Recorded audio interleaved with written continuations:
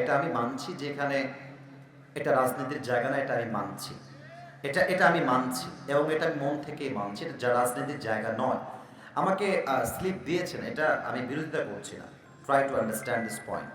আমাকে লেখা হয়েছে রাজনৈতিক কোনো বক্তব্য দেওয়া যাবে না। ওকে, নো প্রবলেম।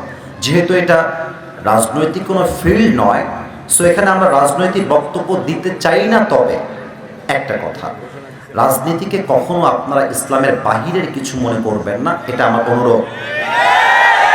আচ্ছা তোমরাই বলো যুবক ভাইয়ারা, আচ্ছা মুরব্বীরা নয় চুপই থাকলো, তোমরা বলো আমার নবী কি জাস্ট নবী ছিলেন না রাষ্ট্রনায়ক ছিলেন? আচ্ছা সিরাজগঞ্জের পরিবেশ সবসময় তো সুন্দর হয় কেন ভাই? এই যে না না, এই লাস্ট টাইম একবার সিরাজগঞ্জে এসেছিলাম, ওখানে বলেছিলাম যে আপনাদের পরিবেশটা সবচাইতে সুন্দর, ওখানেও সুন্দর এখানেও সুন্দর, সিরাজগঞ্জ মানেই সুন্দর, তাই না? সত্যি বলছি, এত সুন্দর পরিবেশে তো ওয়াজটা কলিজা দিয়ে ওয়াজ করতে মনে চায়, তাই না বলে? দেখে আমার কলিজা এবং আত্মা দুটোই ঠান্ডা হয়ে গিয়েছে। একটাই আবদার রাখবো প্রিয় ভাইয়েরা আমার, আজকে টাইমের দিকে দেখবেন না, আজকে শুধু মন দিয়ে ওয়াজ শুনবেন। রাজি আছেন তো ইনশাআল্লাহ?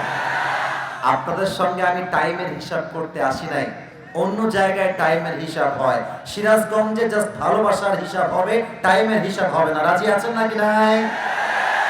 আচ্ছা কেউ যদি উঠেও যায়, ভদ্রতার খাতিরে লুঙ্গিটা টান দিয়ে ধরে বসায় দিবেন, তবে লুঙ্গি যেন খুলে না যায়। কেউ কি উঠে যাওয়া যাবে? যাবে যাবে যাবে? খবরদার কেউ যেন না উঠে, একদম চুপচাপ চাতক পাখির মতো তাকিয়ে রইবেন। যত হুন্ডার হয়রান আসুক, যত হর্ন আসুক, যা হয়ে যাক, সুনামি হয়ে যাক, কিয়ামত হয়ে যাক, আমার চোখ আসিফ হুজুরের দিকে আছে, আসিফ হুজুরের দিকেই থাকবে। রাজি আছেন তো ইনশাআল্লাহ? সিরাজগঞ্জের মানুষ তো কাপুরুষের বাচ্চা না, সব বীরপুরুষের বাচ্চা। এরা কথা তো বাঘের বাচ্চার মতো বলতে হবে, ম্যান ম্যান মানে কথা বলতে সিরাজের বদনাম হয়ে যাবে, তাই না বলে? আরেকবার বলেন তো আমিন সবাই। আজকে একটা কিতাব থেকে তাফসীর হবে, কিতাবটার নাম একটু আস্তে বললেন যে, জোরে বলেন কিতাবটার নাম। আচ্ছা সিরাজগঞ্জের উল্লাপাড়াবাসী সবাইকে একটা প্রশ্ন করতে চাই, এই কোরআনে আমাদের সমস্ত প্রবলেমের সলিউশন আছে? আর একটু জোরে আছে? আপনি কষ্টে আছেন, দুঃখে আছেন, সলিউশন আছে? আপনি বিপদে পড়ে গেছেন, সলিউশন আছে? আপনার সামনে দেওয়াল, পেছনে দেওয়াল, ডানে দেওয়াল, বামে দেওয়াল, মনে হচ্ছে যাওয়ার কোনো জায়গা নাই, কোরআন কি যাওয়ার জায়গা দিবে নাকি দিবে না? সমাধান দিবে নাকি দিবে না? প্রথমে কয়েকটা কথা বলতে চাই, আপনার ইমানটাকে আমি আজকে জাগিয়ে তুলতে চাই, আমি আপনাকে পাওয়ারফুল করতে চাই, আমি আপনাকে আজকে পাহাড়ের মতো শক্তিশালী করতে চাই। তবে কথাগুলোকে জাস্ট ও আসিফ হুজুর তো অনেক ফেমাস, অনেক ফ্যান ফলোয়ার্স, আরে ব্যাটা ফ্যান ফলোয়ার্স বেশি হওয়ায় যদি যোগ্যতার প্রমাণ হতো, হিরো আলমের মতো সফল বাংলাদেশে আর কেউ হতে পারতো না। ফ্যান ফলোয়ার্স দিয়ে নয়, ব্যক্তির ইমান দিয়ে, আমল দিয়ে, চরিত্র দিয়ে ব্যক্তিকে জাস্টিফাই করতে হবে। কথা ভুল বললাম না ঠিক বললাম? বলেন সবাই। এবার আসুন ভূমিকায় কিছু কথা বলে নেই। এই যুবক ভাইরা অ্যাক্টিভ থাইকো তোমরা, আমার সিরাজগঞ্জের উল্লাপাড়াবাসী, এবার আসুন ভূমিকার কথা শুরু করছি। আমাদের লাইফে দুঃখ, এটা এখন না, এ কলিজা বসে পড়ো, কলিজা আমার বসে পড়ো, নতুন নতুন বোঝো না। সিরাজগঞ্জের উল্লাপাড়াবাসী, আমাদের লাইফে কষ্ট দুঃখ আছে না নাই? এত আসতে বললে ওয়াজ হয় না, আছে না নাই? আমাদের লাইফে প্যারা প্যারা প্যারা প্যারা আছে না নাই? কৃষক ধান লাগিয়েছে, আদৌ কি ধানের ফসলটা ভালো হবে কিনা টেনশন আছে না নাই? পরীক্ষা দিয়েছি, আদৌ পাস করব, টেনশন আছে না নাই? বিয়ে করতে চাই, বউ পাবো কিনা, আদৌ টেনশন আছে না নাই? বাবা টেনশনের কোনো শেষ নাই, লাইফে সমস্যার কোনো শেষ নাই। আমি আজকে ভূমিকার কথায় এটা বলতে চাই যে আপনি আপনার লাইফের খারাপ সময়ের সাথে যুদ্ধ করবেন কেমন করে, খারাপ সময়ে টিকে থাকবেন কেমন করে, এই পিঠ যখন দেয়ালে ঠেকে যাবে আপনি টিকে থাকবেন কেমন করে। প্রথম কথা, খারাপ সময়টাকে জাস্ট একটা স্মাইল দাও, মুচকি হাসি দাও, অ্যান্ড মুভ অন। আরে বেটা খারাপ সময় এসেছে মানেই ভালো সময় আমার সামনে অপেক্ষা করছে, ঠিক কিনা বলো? ভয় পেও না, বুক চিরে দাঁড়িয়ে যাও, আল্লাহর ভরসায় সাহসটা বাড়াও, আল্লাহর নামে আগুন জ্বালাও বুকে, সত্যের পথে চলো, সাহস রাখো মুখে, ভয় পেয়ে চলবে না, রক্তে আগুন ধরাও, আল্লাহর সৈনিক তুমি, সেই পতাকা উড়াও। আরে আল্লাহ যখন পাশে, কিসের এত ভয়?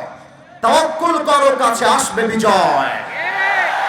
আধারে ভয় পেও না, আলো আছে আড়ালে, অন্ধকার পালিয়ে যাবে তুমি উঠে দাঁড়ালে। আল্লামা ইকবাল কি সুন্দর করে লিখেছেন, গম কে বাদ খুশি জরুর আতি হ্যায় और ये खुशी रब के तरफ से ही आती है, हर रात के बाद दिन की रोशनी छा जाती है और सब्र करने वालों को नियामत मिल ही जाती है। जो दुख में भी रब को याद करता है, रब उसका हाथ कभी नहीं छोड़ता। जो दुनिया से कुछ ना कहे, बस अपनी रब से कहता है, उसकी दुआओं का जवाब खामोशी में आता है। जब तुझे मांगना हो तो उसी से मांग, जब तुझे पुकारना हो तो उसी को पुकार, जब तुझे भरोसा करना हो तो उसी पर कर, क्योंकि भरोसे के काबिल सिर्फ वही है, वो तेरा रब है, वो तेरा अल्लाह है। আমার সুখে দুঃখে আমার ভরসা এক সত্তার উপরে।